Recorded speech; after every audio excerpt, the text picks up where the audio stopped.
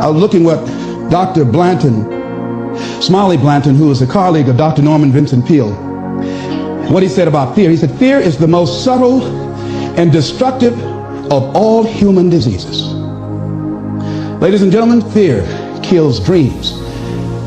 Fear kills hope.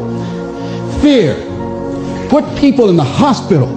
Fear can aid you. Fear, ladies and gentlemen, can hold you back from doing something that you know within yourself that you're capable of doing, but it will paralyze you. And it seemed like you're in a hypnotic spell. And I ask you a question, what is the benefit?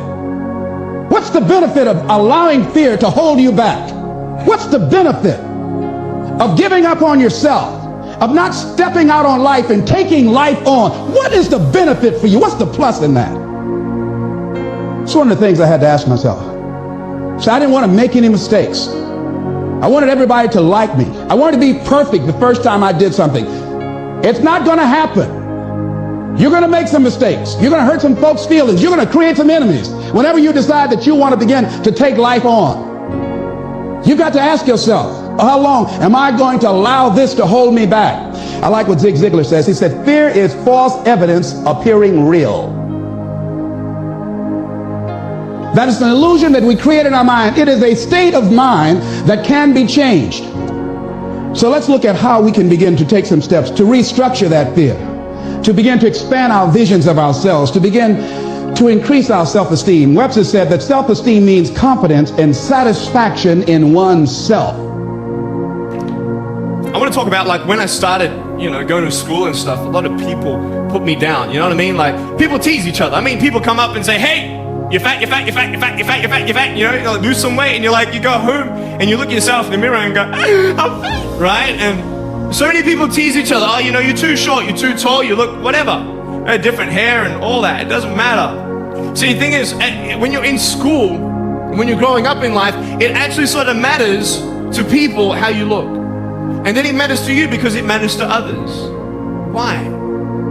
Why does it matter how you look? Because if they don't like you, then who will? If they don't accept you, then who will? And the fear that we have is that we're going to be alone, that we're not good enough, and we have to change ourselves. And so many people put me down and say, Nick, you look too weird, and no one's really a friend, and you can't do this and you can't do that. And I couldn't change anything. It's not like just fixing my hair one day and everything's fine.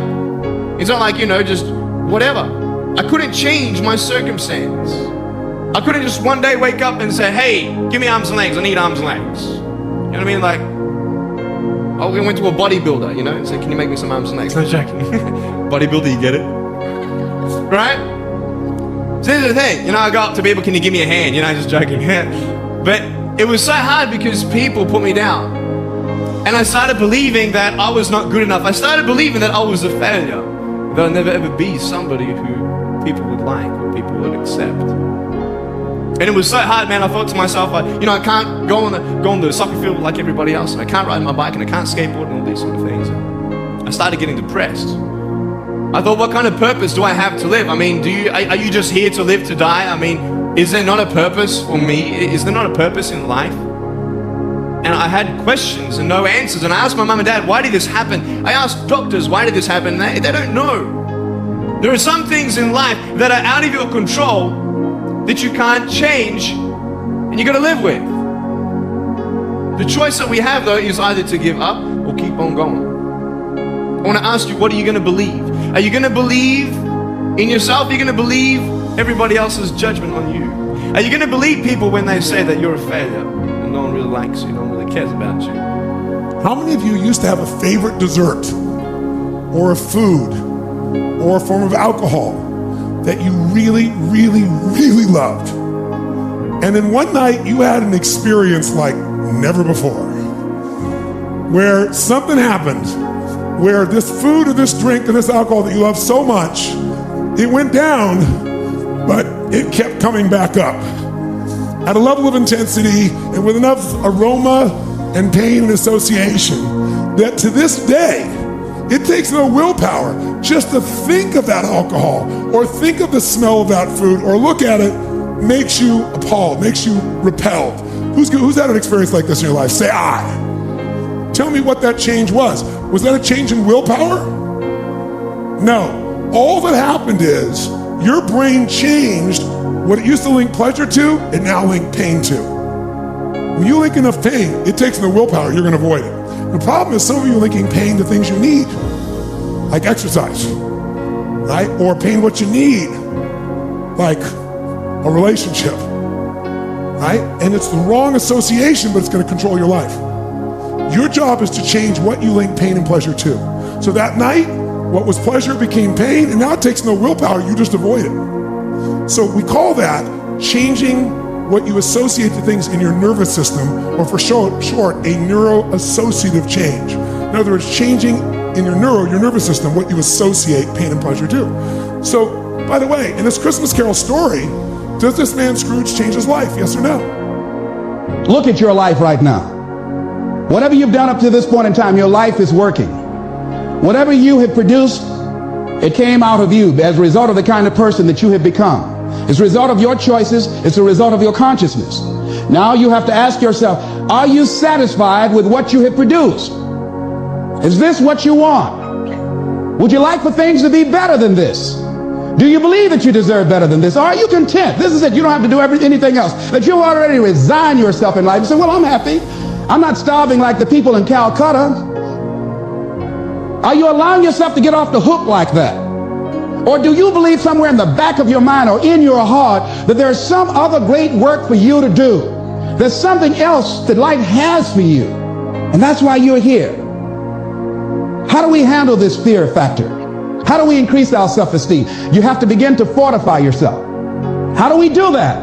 I believe that you have to begin to consciously monitor your inner conversation and start talking to yourself. Start building yourself up. Sometimes the only good things you will hear about you are the things that you say to you. So I'm saying learn to be your own booster.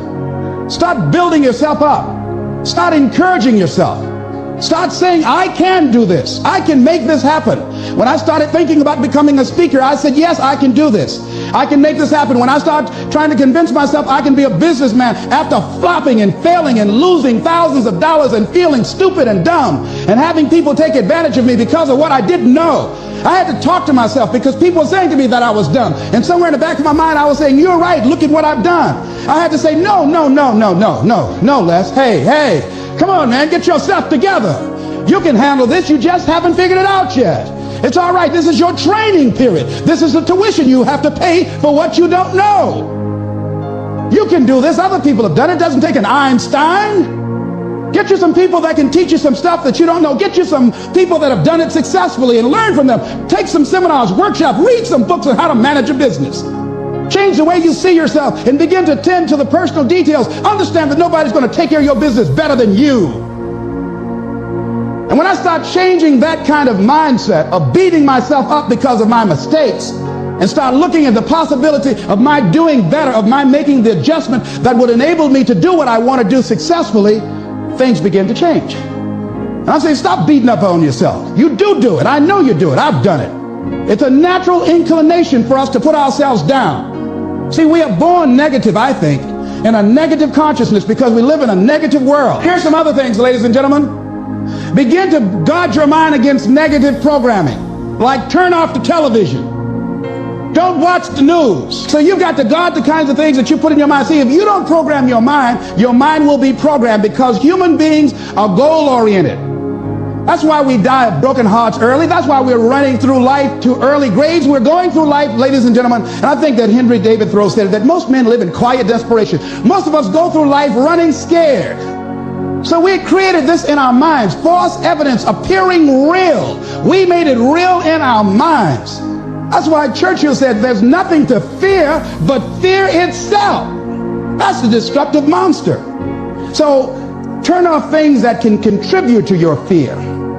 Turn a deaf ear to people that all they can do is talk about how negative things are because they have bought into the consciousness of the world. Start attending workshops, seminars, listening to tapes on a daily basis to begin to recondition your mind, to retrain your thinking. Faith comes by what? Hearing and hearing and hearing. Listen to things that can empower you, that can enable you to create a new reality for yourself and a new life for yourself.